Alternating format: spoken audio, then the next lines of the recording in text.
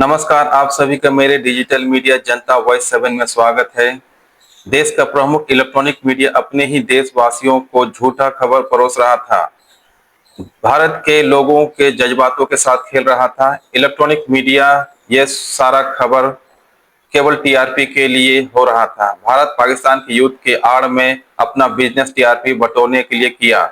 Electronic media झूठे खबरों से भारतीय सेनाओं का मजाक उड़ाया, ब्रेकिंग न्यूज के नाम पर पूरी फैब्रिकेटेड न्यूज फैला रहा था। फैक्ट चेक होने के बाद माफी मांगा गया। चलिए सुनते हैं आगे का रिपोर्ट अर्चना तिवारी से।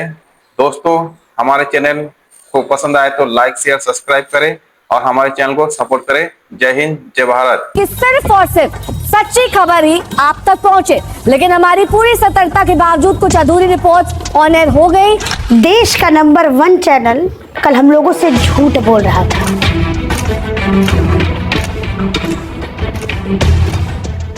देश का नंबर 1 चैनल हम लोगों के इमोशंस के साथ खेल रहा था।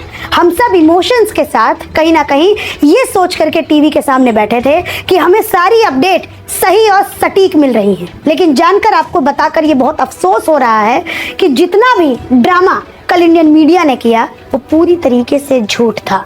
सिर्फ ये पूरा का पूरा जो खेल था वो टीआरपी का खेल था, क्योंकि इन लोगों को वॉर की आड़ में अपना बिजनेस बनाना था। आज इन लोगों को माफी मांगनी पड़ी, लेकिन आप लोगों पर अब भरोसा किस तरीके से किया जाए, आपकी इंफॉर्मेशन पे अब किस तरीके से भरोसा किया जाए।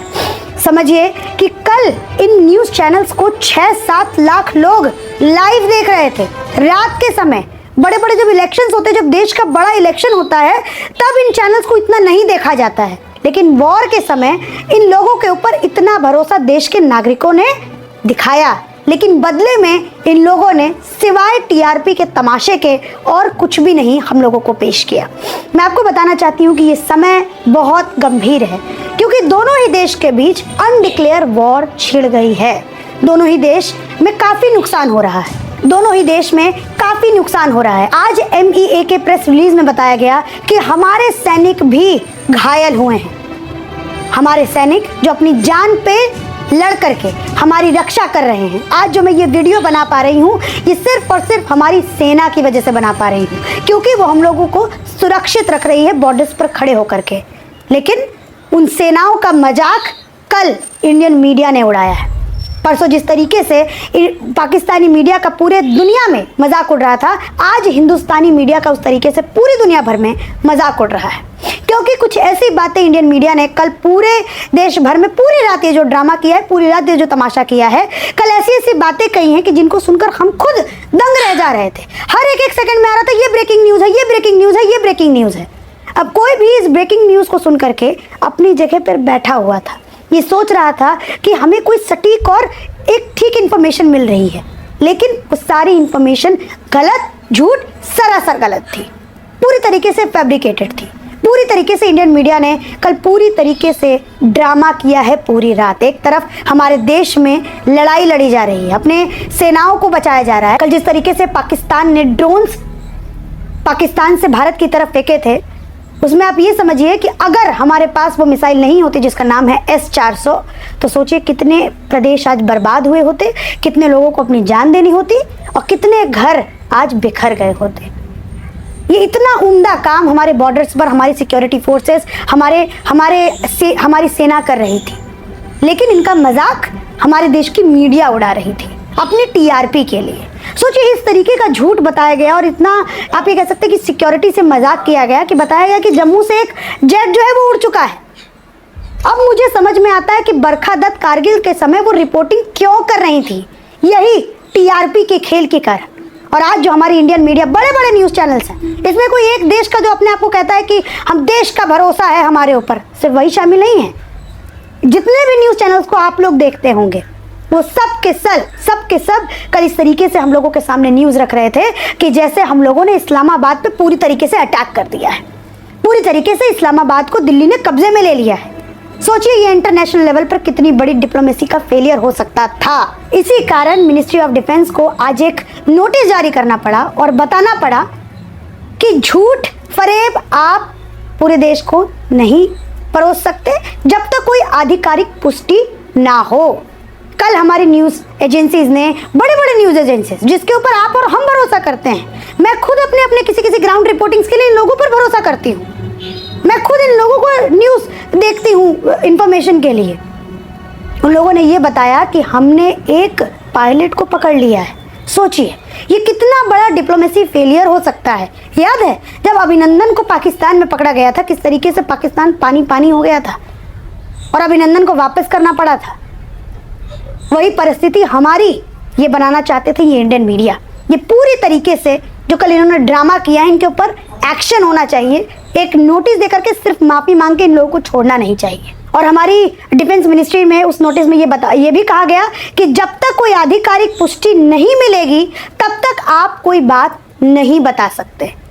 सोचिए इन लोगों ने क्या क्या बातें बताई हैं। मैं कुछ हेडलाइंस आप लोगों के सामने पढ़ना चाहती हूँ, जरा आप भी सुनिए और आप लोगों ने भी ये हेडलाइंस सुनी ही होगी।